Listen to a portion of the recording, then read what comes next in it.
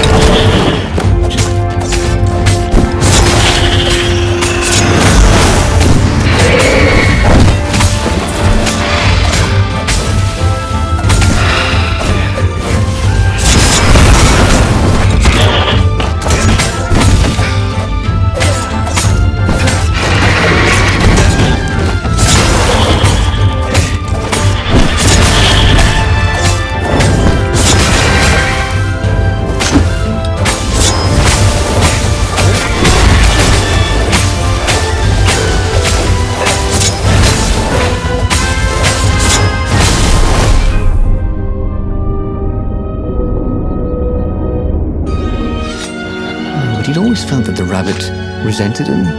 Lapino was hilarious because he was so down on himself and everyone else. But behind the laughs, he wasn't a happy camper. Was this payback? Or did the Empire have his little white tail in a vice?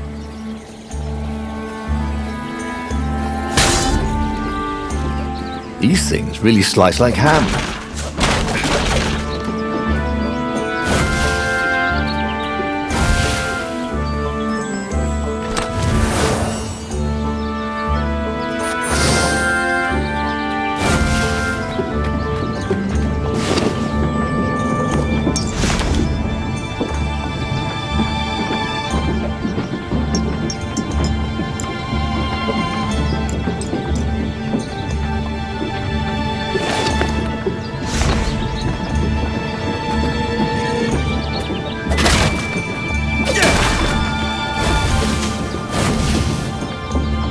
Firewalls only let you through if they think you're hot enough.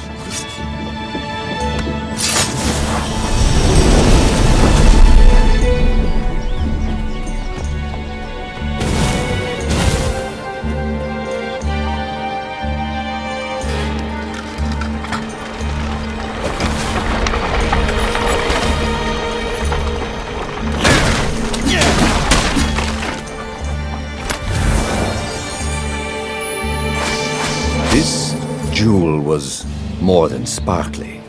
It had arcane power and an engraving. To Cindy.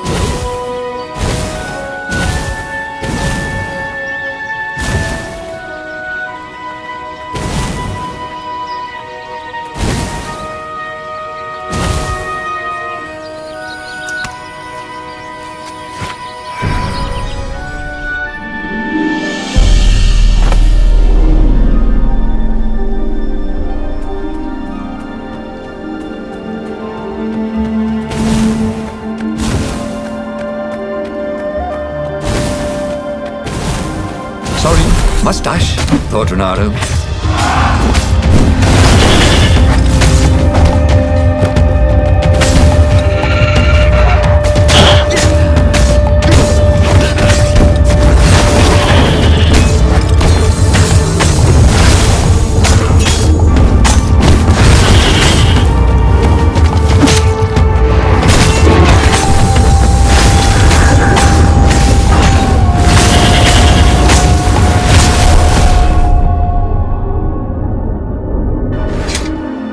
Ravens were landing everywhere from dropships. He'd better get moving. If they got to Lapino first, the rabbit would give the Empire all the intelligence he'd been stealing from the rebellion, and they'd probably give him a medal. He'd have to be very careful about how he played the key. At the slightest hint of danger, the mad rabbit would take off. Rabbit.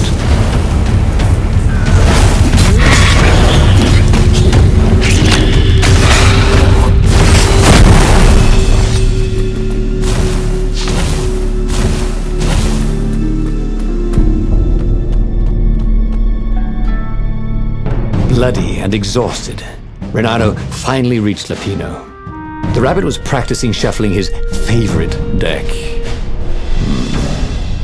Now that he knew what the rabbit was, there were a few things about him that Reynardo didn't find so amusing anymore. You sent me an urgent message saying that you're in danger. Oh, I am. The ravens are coming. Now, I got a clever plan to kidnap Zenobia. Reynardo wanted to clap shackles on the rabbit and shout, "You're a traitor, and I'm not falling for it." But if there was one thing Reynardo was sure of, it was that the core of the Sky Ripper was dangerous mostly to its user. If he could put it in the Emperor's hands, old Isengram III might blow himself and his fleet up with it. Yes, that was it.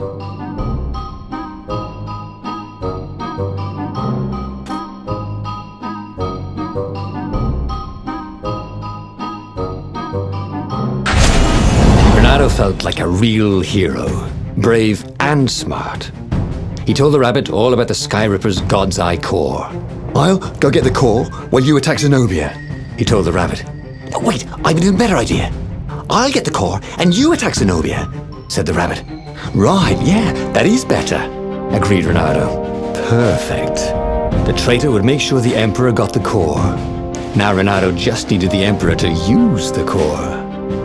If he could only get something that the Emperor wanted very badly. Zenobia. He could save her and bait the Emperor at the same time.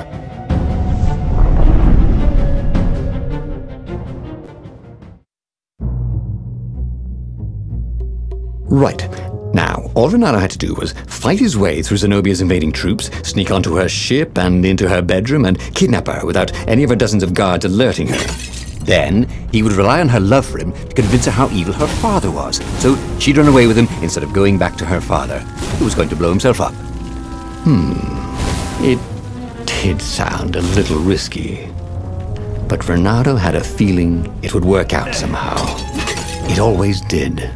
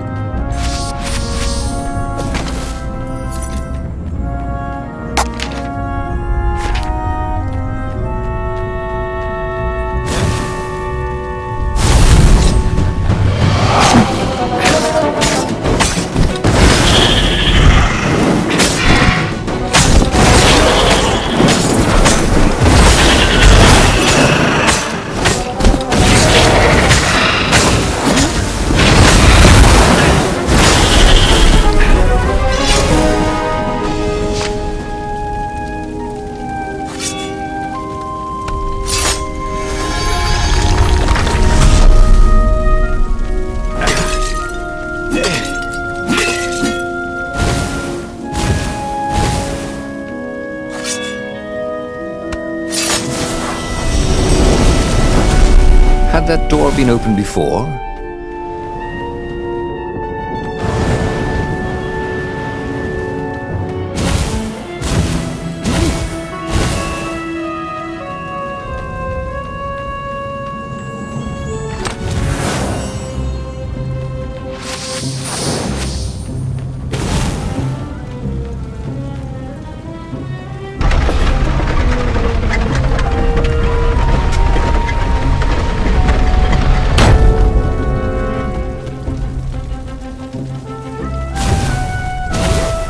Ice walls only let you through if they knew you were cool.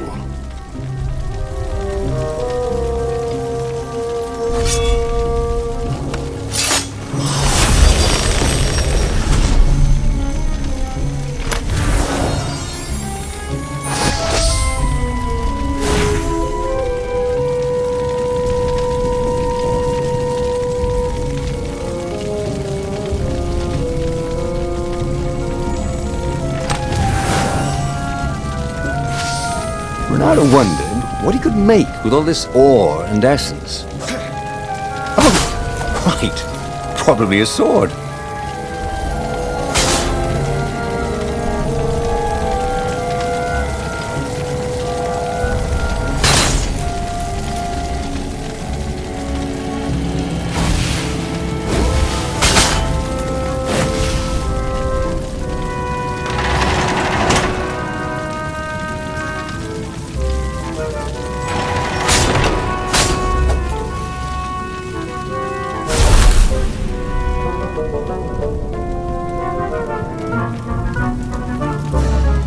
Reynardo was halfway to Zenobia's encampment when Lupino showed up.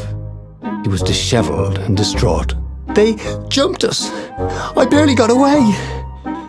Oh, they got the core. Oh, it was all going according to plan, thought Reynardo. Now he just needed Zenobia on his side. Yes, that was even better.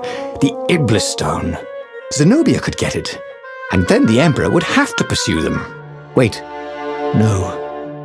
The gem would corrupt anyone, even her. That's it, he thought. Even Lupino. Even though Lupino was already a traitor, it would turn him against his secret master, the Emperor. He would try to make himself Emperor. And the Emperor would have to defend himself with the core. Boom. He was a super genius. This is terrible, Reynardo told the rabbit. If only I had gone for the Iblis stone. But now it's lost in enemy territory. He handed Lupino a map. It gives the bearer so much power. We can only hope the Emperor never finds it. What was that? Said Lupino. I think someone's following us. I didn't hear anything. Rabbit ears. You go on ahead. I'll check it out. And with that, Lupino hopped off with the map.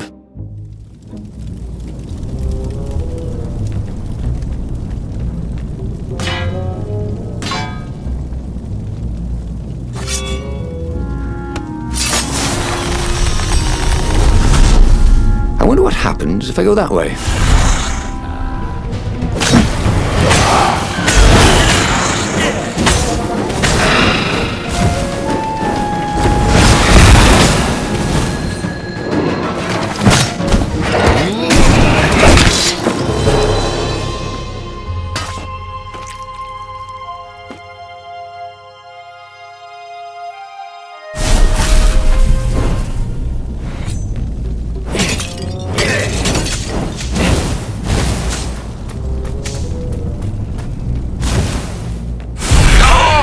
You got such delicious looking eyeballs, Called the lead raven. Thank you, I think, said Reynardo. Never hurt to be polite.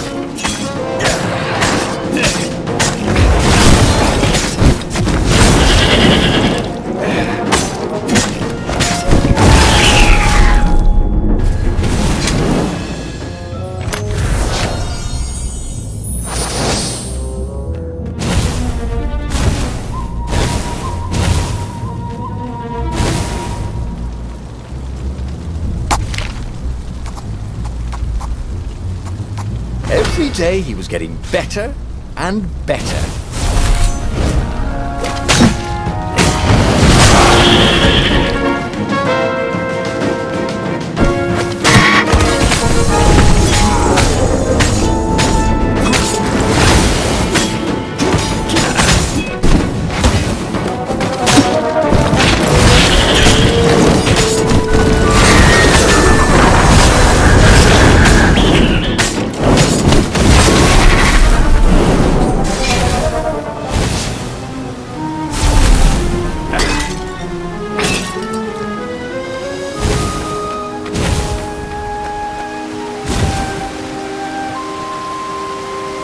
Reynardo slinked through Zenobia's ship, making no sound at all. She was curled up on her bed. He'd forgotten how beautiful she was, how sleek, how soft. He tapped her on the shoulder with his sword. She was made of smoke, and he noticed he had a very solid blade to his throat. Did you really think you could capture me? purred a familiar voice. "I just wanted to chat," said Reynardo. "Did you ever wonder why the Emperor adopted you? He needs a sacrifice, someone who truly loves him, to make a bargain with the lost gods." That's a vicious lie. He wants to bring them back. That's crazy. Why would anyone... They could make him immortal, an eater of souls. And with that, her eyes widened. She understood. Reynardo told her how he had rescued a priest whose order had been massacred, how he had slept in a burnt village. At midnight, the Emperor's victims had come to him in his dreams to tell him of the hideous eldritch rituals they'd been sacrificed in. He could still see those kittens and puppies, their wide, sad eyes, their moist noses. You can't prove that. "I've got a witness at the observatory."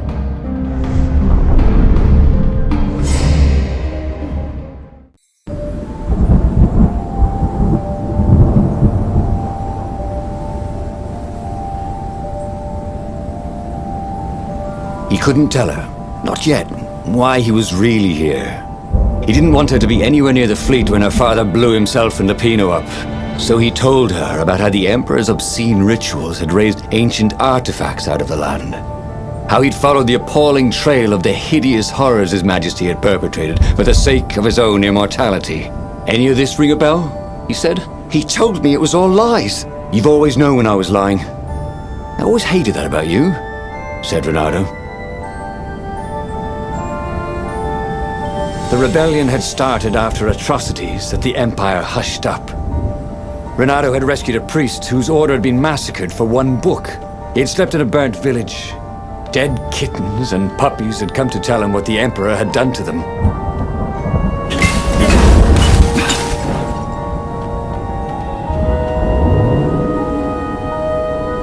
Imagine if you built a house in one of these things. Oh, that would be amazing. It would be like having a boat.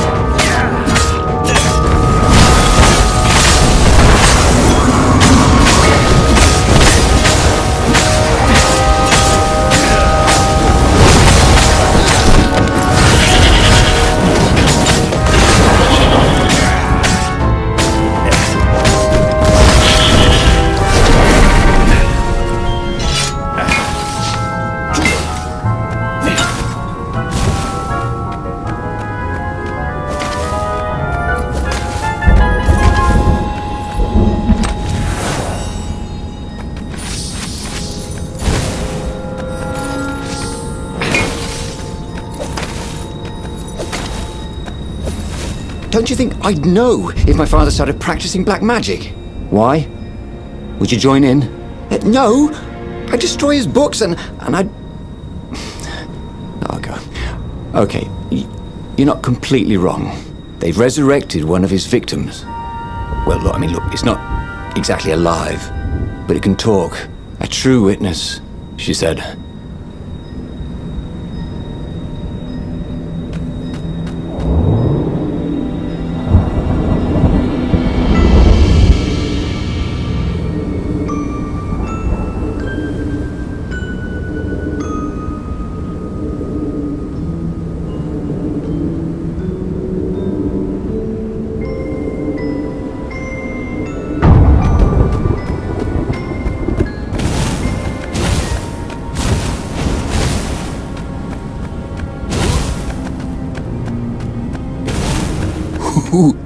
Ooh, a workbench.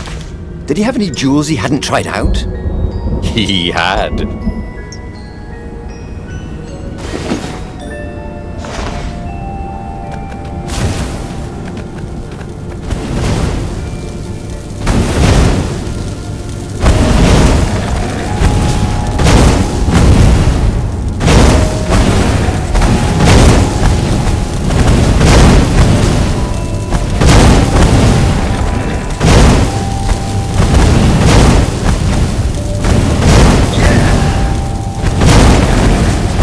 Energy balls, immune to the laws of gravity.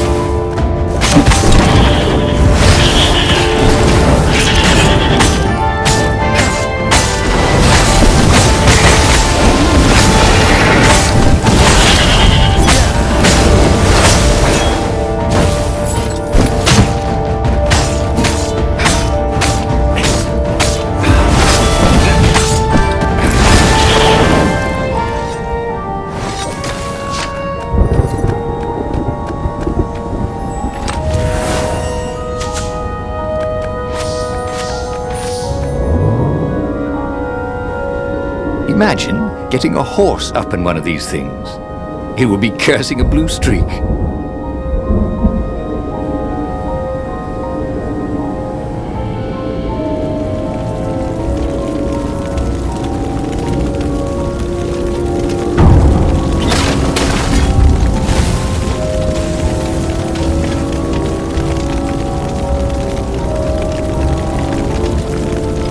The observatory was a burning hulk.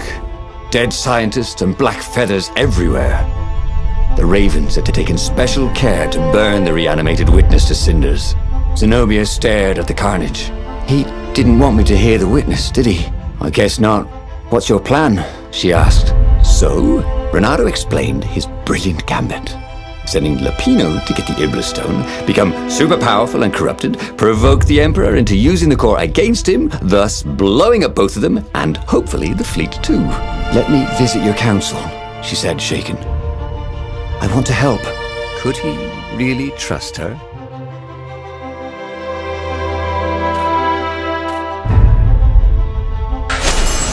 He'd done it. He'd made Zenobia see how evil her father really was. He wished she didn't feel this urge to join in the rebellion. After all, he'd taken care of the Emperor, right? Yeah, but she'd always been conscientious like that. She told him she had to go somewhere first. So Reynardo gave her the location of the secret base, and they agreed to meet in the ruins. He had a very good feeling about this.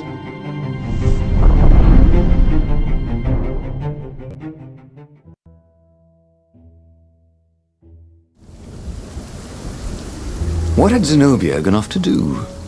What was more important than meeting the rebel council? Had he made a mistake, sending her to the ruins? No. He knew they could trust each other. He could trust her because she never broke her word. And she could trust him because she could see right through him. Well, she'd probably be there well before him. She at least didn't have to fight her way through rainstorms of ravens. Fresh socks, thought Reynardo. Please be fresh socks.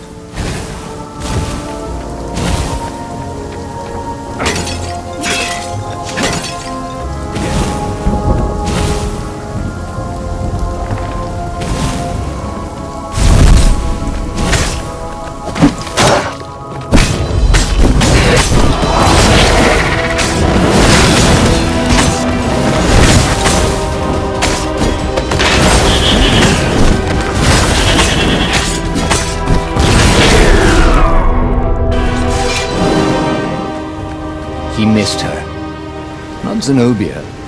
Hypatia, the kid's mother. Reynardo had Never thought he'd date a librarian. He'd always figured himself for the barmaid type. But then, he'd never figured the library of Ubar would have comic books, or that Hypatia would know anything about them. He missed her.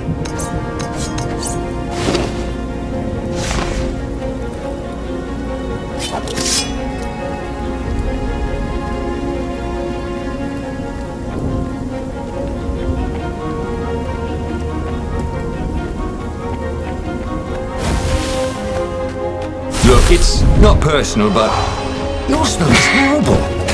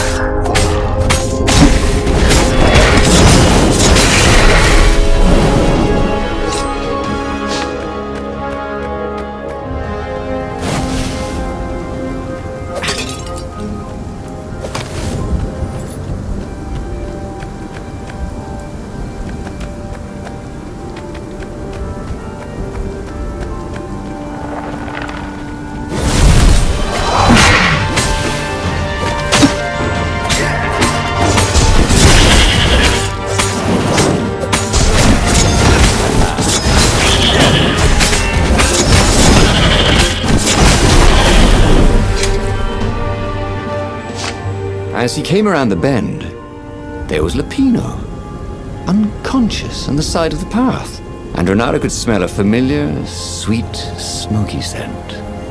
Who? Zenobia. It had to be. She never used a combat spell when she could use drowsy gas. That meant she had the Iblis Stone. What would it do to her? She hated her father now. She'd kill him for sure. The council wouldn't mind if she killed the Emperor, but murdering her father would destroy her. He had to get to whatever ledge she was on and talk her down from it.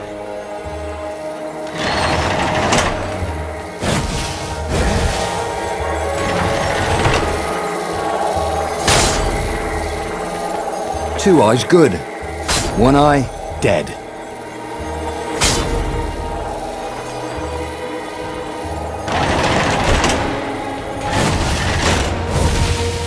Long stairs. So he was close to the rebel base. Nothing was on fire. So far, so good.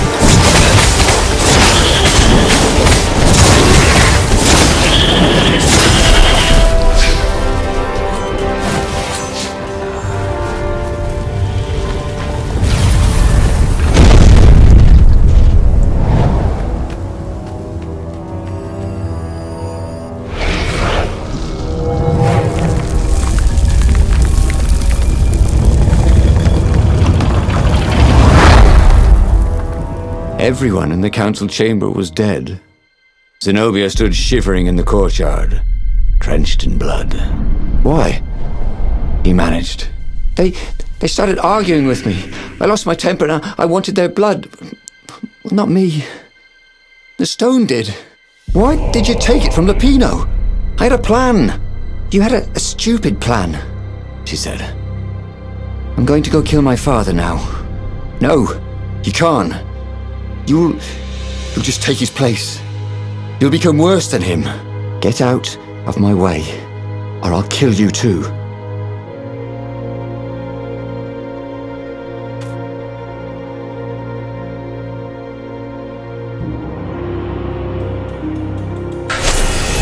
You won't kill me, he said. And I won't let you kill the Emperor. Enraged, she raised the sword.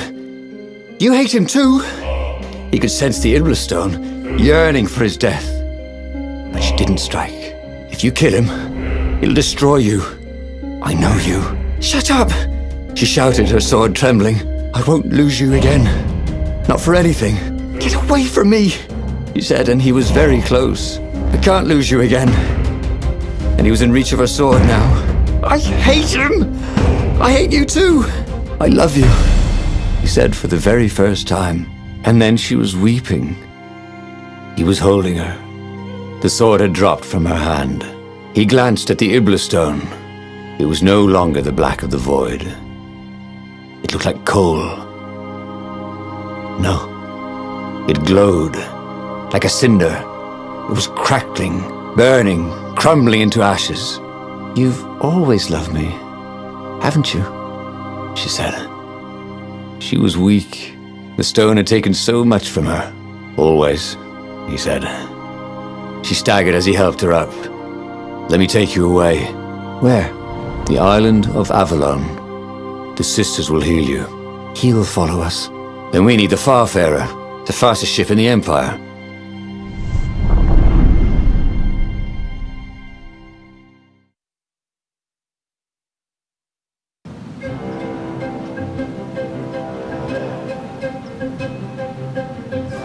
The Empire had seized his ship. They'd have to take it back.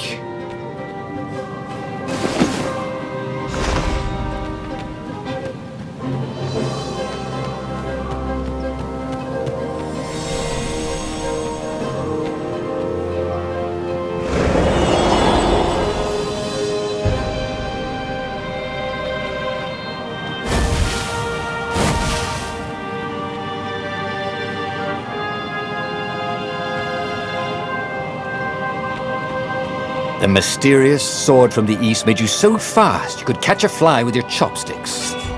If that's what you really wanted.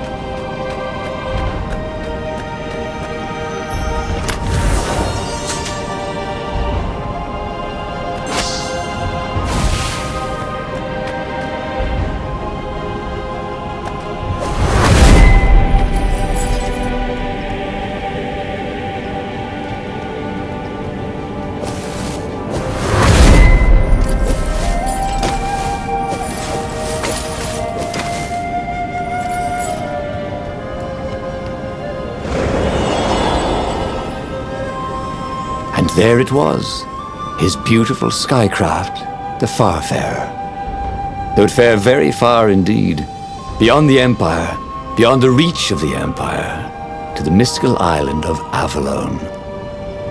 He didn't know exactly where it was, but he knew he could find it. And they would find peace there. Second star on the right, and straight on till morning, laughed Zenobia. And they laughed together for the first time in a long time.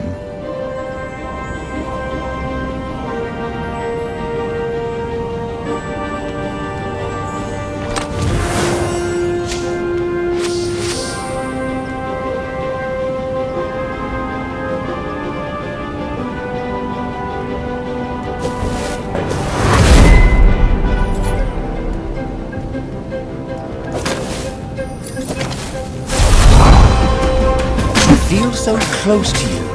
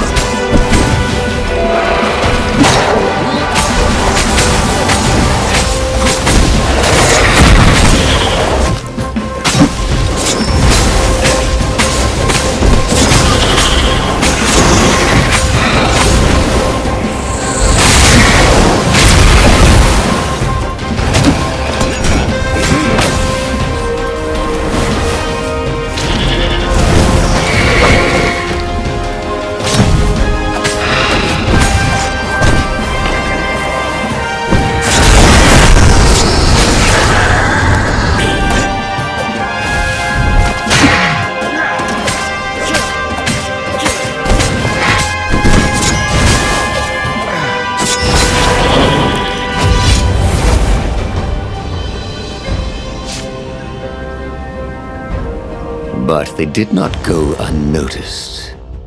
Scout ships lifted off, and a long lance of the Imperial flagship. Reynardo turned downwind to gain speed. The Raven ships could pursue, but they couldn't close. The Far Speaker croaked, "Return her and live!" "Go sacrifice yourself," yelled Reynardo. "Then you won't have her either." On the flagship, the Emperor was readying some arcane weapon. It couldn't be. It was the core. A devastating beam lanced out of the flagship. Reynardo zigzagged wildly to keep the Farfarer out of it. Now the Raven scout ships were closing the distance, and the beam was getting closer too. Then came a blinding flash, and the air was searingly hot all around him. There was a thunderous, deafening roar. He could smell burnt oak and burnt feathers and burnt flesh. But when he could hear and see again, they were alive and unhurt, and they were alone in the sky. Zenobia embraced him. They had done it. Through luck and through love, they had won the war.